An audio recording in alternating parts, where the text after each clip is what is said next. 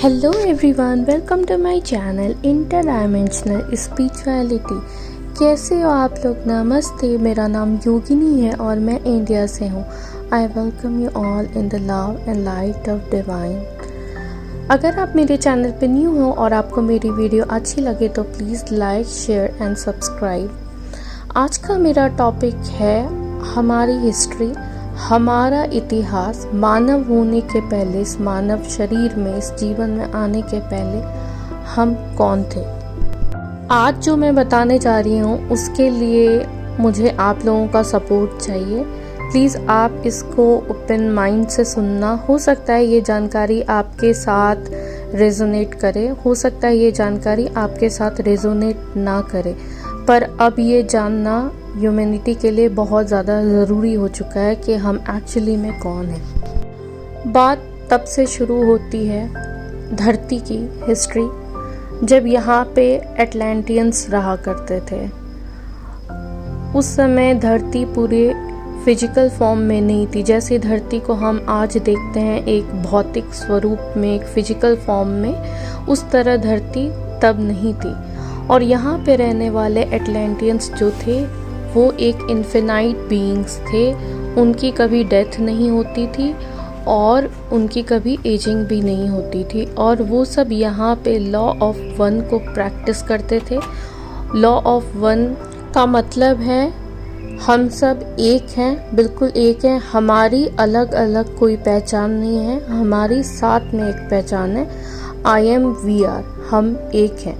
तो वो इसी लॉ के अंदर रहते थे। और बहुत सारी स्पेशीज इस गैलेक्सी में, हमारे यूनिवर्स में लॉ ऑफ वन को प्रैक्टिस करती है आज भी, और इसी तरह से रहा करती थी। अब एक एलियन स्पेसीज थी, अनुनाकी। अनुनाकी यहाँ अर्थ पे आते हैं और इस अर्थ पे कुछ ऐसा होता है जिसकी ज़रूरत अनुनाकीज को थी। वो एटलांटियंस से हेल्प मांगते हैं, एटलांटियंस को रिक्वेस्ट करते हैं कि उनको वो चीज़ यहाँ से लेनी दी जाए।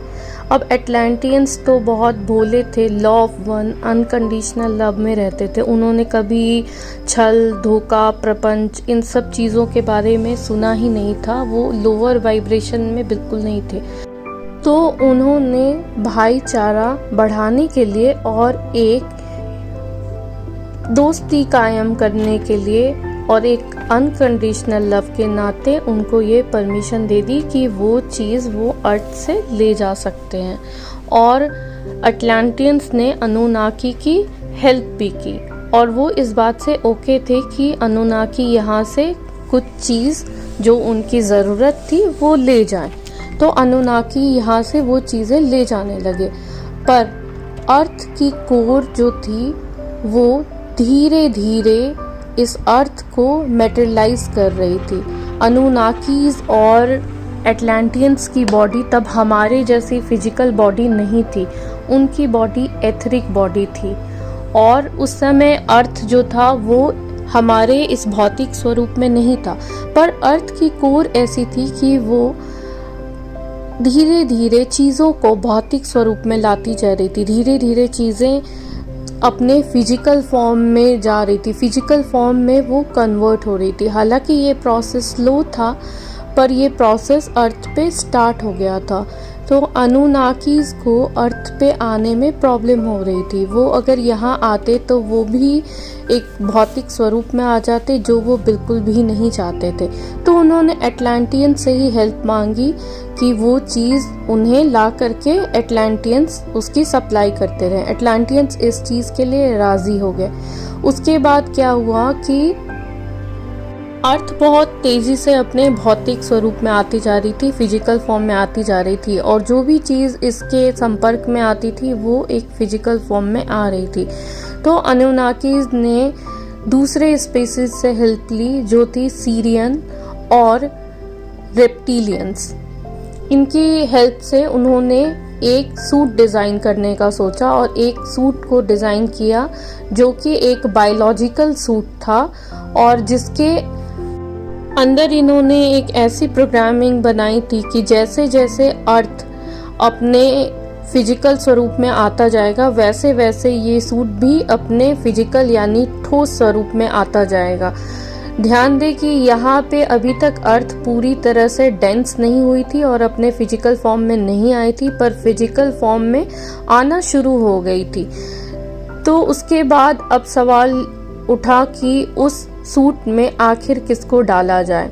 तो यहाँ भी इन्होंने एक चालाकी खेली। यहाँ पे इन्होंने अटलांटियंस को ही मनाया कि वो एक सूट में जाएं और उनकी मदद करें, वो जो भी चीज़ अर्थ से लेना चाहते थे उसको माइन करके या फिर निकाल के उनको दे सके। तो अटलांटियंस इस चीज़ को बिल्कुल भी नहीं समझ पाए कि यहाँ कोई छल हो रहा है। उन्होंने इस चीज़ में उनका पहले सपोर्ट किया। तो अटलांटियंस इस बात के लिए ओके थे, लेकिन ये जो एक्सपेरिमेंट चल रहा था ये छोटे लेवल पे वो करने के लिए ओके थे। इसको बहुत बड़े लेवल पे करने के लिए वो तैयार नहीं थे और बीच में उन्होंने अनुनाकी के इस प्रस्ताव से भी इनकार कर दिया और बीच में इनके थोड़े से मतभेद हुए। पर अनुनाकी जो स्पीसीज थी वो बहुत चालाक थी और उन्होंने बहुत ही चालाकी से इस सूट में, ये जो उन्होंने बायोलॉजिकल सूट बनाया था, इसमें उन्होंने कुछ इम्प्लांट्स लगा दिए जिसके बारे में अटलांटियंस नहीं जानते थे। और वो इम्प्लांट्स ऐसे थे जो आज तक हमारी बॉडी में हैं। कैसे हैं ये मैं बताऊंगी आपको। उन्होंने उस सूट में इम्प्लांट्स डाल दिए, उस सूट की प्रोग्रामिंग की। इम्प्लांट्स उन्होंने इसलिए डाले ताकि बेसिक चीज़ें वो सूट कर सके, जैसे खाना, रहना, पीना, सर्वाइवल, ये सारी चीज़ें उसके अंदर इम्प्लांट्स में उन्होंने डाल दी। और एक बहुत बड़ी चीज़ जो इन्होंने की वो था भूल जाना, वेल ऑफ फॉरगेटफुलनेस, जिसमें ये अपनी पिछली जिंदगी के बारे में सब कुछ भूल जाए। इस चीज के बारे में अटलांटियंस नहीं जानते थे और इन्होंने धोखे से उनको इस सूट में आने के लिए राजी कर लिया। और अटलांटियंस जब ये सूट में आए तो वो अपने आप को भूल गए। अब यहाँ पे ये सवाल उठता है कि इन्होंने अटलांटियंस को ही उस सूट में क्यों डाला, क्योंकि अटलांटियंस एक इन्फिनाइट बीइंग थे और वो बहुत पावरफुल थे और उनको पावर जनरेटर माना जाता है। तो वो इतने पावरफुल हैं कि वो किसी भी चीज़ को ऑपरेट कर सकते थे। तो इसीलिए इन्होंने इस सूट में अटलांटियंस को ही डाला, क्योंकि अटलांटियंस के पावर से ये सूट चल सके और जो इन्होंने बनाया था ये सारा कुछ वर्क कर सके। उसके बाद अब ये प्रॉब्लम आई कि ये जो सूट है ये रप्चर हो जाता था, कभी किसी काम की वजह से या कभी कुछ दुर्घटना हो गई, क्योंकि अर्थ अपने फिजिकल फॉर्म में आ गई थी। अगर कोई कहीं से गिर गया तो ये सूट खराब हो जाता था, तो अटलांटियंस की आत्मा उस सूट से निकल जाती थी। तो अब यहाँ पे इनके साथ ये प्रॉब्लम आई कि इनको फिर वो अटलांटियंस की आत्मा को न्यू सूट डालना पड़ता था और इनके लिए ये काफ़ी ज़्यादा हेक्टिक था। फिर इन्होंने इम्प्लांट्स डाल दिए रिप्रोडक्शन का, और इन्होंने पहले जो भी इम्प्लांट्स डाले थे वो हमारे डीएनए के साथ में मिक्स हो गए। उसके बाद जितने भी बच्चे आए, यानी जैसे जैसे ह्यूमंस रिप्रोड्यूस करता गया वैसे वैसे वो इम्प्लांट्स भी उन बच्चों में आते गए और वो इम्प्लांट्स यहाँ से कैरी फॉरवर्ड होते गए और अर्थ के ग्रिड पे इन्होंने इम्प्लांट्स लगा दिए हैं ताकि जो भी बर्थ हो अर्थ पे वो उस इम्प्लांट्स को लेके ही आए। और उस इम्प्लांट्स को जे-सील बोला जाता है, जो अभी भी हमारे ब्रेन में है और हमारे left side of the body में है। ब्रेन में है, हमारे कंधे पे भी है और भी जगह है। इसके बारे में फिर मैं कभी आप लोगों को बताऊंगी। ये इम्प्लांट्स हमारे अंदर लगा दिए। ये इम्प्लांट्स हमारे शरीर को एज भी करते हैं और ये इम्प्लांट्स हमारे लिए एक डेथ सील का भी काम करते हैं कि हमारी डेथ भी आएगी। और कुछ ऐसी चीज़ें जो हम इनहेरिट करते हैं, जो ऐसी चीज़ें जो हमें लगता है कि हाँ ऐसा ही होता है, वो सारे इम्प्लांट्स इन्होंने डाल दिए। अब यहाँ पे एक और चीज़ थी, जैसे किसी की डेथ होती थी तो उसकी सोल बाहर निकल जाती थी। तो बाहर निकलने के बाद कहीं उनको ये याद ना आ जाए कि वो एक इन्फिनाइट बीइंग्स हैं और वो एक धोखे का शिकार हुए हैं। अनुनाकीज ने दूसरा डायमेंशन बनाया आफ्टर डेथ। जहाँ पे रिसाइकल होता है, और इन्होंने इसे पैक कर दिया। अब आप ये समझो कि अर्थ के बाहर आफ्टर डेथ भी कोई जा नहीं पा रहा है, क्योंकि इन्होंने वो डायमेंशन भी बनाया है कि आप वहाँ जाओगे, आप रिसाइकल होगे और आप वापस अर्थ पे आओगे। उसके पार कोई जा नहीं सकता, क्योंकि इन्होंने इतना ही हमारा डायमेंशन बना दिया और इसे एक तरह से हमारी जेल बना दिया। और इन्होंने हमारे अंदर ये डाल दिया कि अगर हम अच्छा करेंगे तो अच्छे कर्म तो हमें नेक्स्ट बर्थ अच्छा मिलेगा, हम बुरे कर्म करेंगे तो हमें बुरा बर्थ मिलेगा। जो लॉ ऑफ कर्मा है हमारा, वो हमारे 3D वर्ल्ड आज की पृथ्वी पे अगर हम आते हैं तो हम लॉ ऑफ कर्मा से बंधे हुए हैं और लॉ ऑफ कर्मा के अनुसार ही हम चलते हैं। ये बात आप सबको पता होगी। अब सब कुछ ऐसे ही चल रहा था। ह्यूमंस अपने लोएस्ट फॉर्म में था और वो इस बॉडी के अंदर कैद हो गया था। वो इस शरीर को ही सब कुछ समझने लग गया था।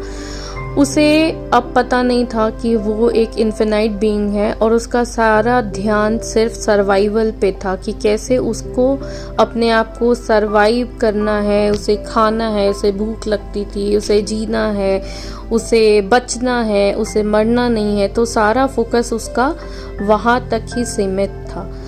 अब जो इन ह्यूमंस के साथ यानी इस एक्सपेरिमेंट के साथ में काम कर रहा था वो अनुनाकी, उसने क्या सोचा कि कुछ वो हमारे अंदर चेंजेस करेगा, यानी कि ह्यूमन सूट के अंदर चेंज करेगा। इन्होंने जो सूट बनाया था वही है हम आज इस मानव शरीर में। ये बॉडी उन्होंने ही बनाई है। तो उसने क्या किया, जिसने ये प्रोग्रामिंग की थी सूट की, उसने अनुनाकीज की प्रोग्रामिंग डालनी शुरू कर दी इस सूट में, ताकि ह्यूमंस जो हैं वो थोड़े थोड़े अनुनाकीज जैसे चीज़ों को ग्रैब करने लग जाएं, नॉलेज को ग्रैब करने लग जाएं। तो वो इस तरह से एक्सपेरिमेंट कर रहा था अपना। अब जाने अनजाने उसके इंटेंशंस क्या थे वो नहीं पता मुझे। तो ये एक्सपेरिमेंट के दौरान उसने हमारे अंदर बहुत सारी ऐसी भी चीज़ें डाल दी जो अनुनाकीज के अंदर थी, जो नॉलेज और कुछ विजडम। तो अनुनाकीज को तब यहाँ पे थोड़ा सा भय सताने लगा कि कहीं ऐसा ना हो कि एटलांटियंस, जिसको हमने कैद किया है यहाँ पे इस शरीर में, अब वो धीरे धीरे इतने पावरफुल हो जाएं कि फिर से हमसे पावरफुल हो जाएं। तो यहाँ पे तो एक बड़ी गड़बड़ हो जाएगी। तब उसके दिमाग में ये विचार आया कि हमारे बीच एक सेपरेशन क्रिएट कर दो, ऐसा बना दो, बहुत सारे रिलीजन्स बना दो और ऐसा सेपरेशन बना दो कि गॉड कोई बहुत ऊपर है, हम बहुत नीचे हैं, हमारे और गॉड के बीच में बहुत ज़्यादा डिफरेंस है। वो एक मास्टर की तरह हैं जो सजा देते हैं, जो हमारे ऊपर नज़र रखते हैं और हम एक उनके अनुयायी हैं, हम उनको फॉलो करते हैं। हम कभी उस लेवल तक नहीं पहुंच सकते। ये सारा अनुनाकी ने इसलिए किया ताकि हम अपने पावर में कभी आए नहीं और हम ओरिजिनल डिवाइन सोर्स के साथ में कनेक्ट नहीं हो पाए। वो कनेक्शन काटने के लिए ही उसने इस तरह से सेपरेशन पैदा किया। ये सेपरेशन ही उनका सबसे बड़ा हथियार है। पहले उन्होंने धर्म की आड़ ली, फिर पैसों की आड़ ली, इसी तरह से करते करते करते करते उन्होंने आज इतना सेपरेशन क्रिएट कर दिया है, इतना ज़्यादा सेपरेशन क्रिएट कर दिया है कि हर एक चीज़ में सेपरेशन है। और लॉ ऑफ वन को तो हम जैसे बहुत पीछे छोड़ आए हैं, हमें अब याद भी नहीं आता कि लॉ ऑफ वन क्या है। हम अपने आप को सिर्फ एक बॉडी से आइडेंटिफाई करने लगे हैं। और कभी अगर कोई बॉडी से उठ के भी अपने आप को एक सोल की तरह आइडेंटिफाई करता है तो वहाँ भी इन्होंने एक सेपरेशन बना दिया कि तुम पावरफुल हो, तुम कर सकते हो, तुम इतने पावरफुल नहीं हो, तुम नहीं कर सकते। और ये सब इन्होंने इसलिए किया ताकि एटलांटियंस को कभी भी अपनी पावर याद ना आए, ताकि वो कभी भी अपना सच जान ही ना पाएं। आज के लिए इतना ही। नेक्स्ट वीडियो में मैं ये बताऊंगी कि ये सारी इन्फॉर्मेशन कहाँ से आई और ये सारी चीज़ें कहाँ से पता चली, क्योंकि एटलांटियंस तो कैद हो गए थे। फिर ये सारी जानकारी आखिर किसने बताई और ये जानकारी आज कुछ लोगों के पास है, वो कहाँ से आए। तो अगर आपको मेरी आज की ये वीडियो अच्छी लगी हो तो please like, share and please comment में बताना कि आप इस बारे में क्या सोचते हो और क्या आपको इस बारे में कुछ पता था। मिलते हैं नेक्स्ट वीडियो में कल। बाय।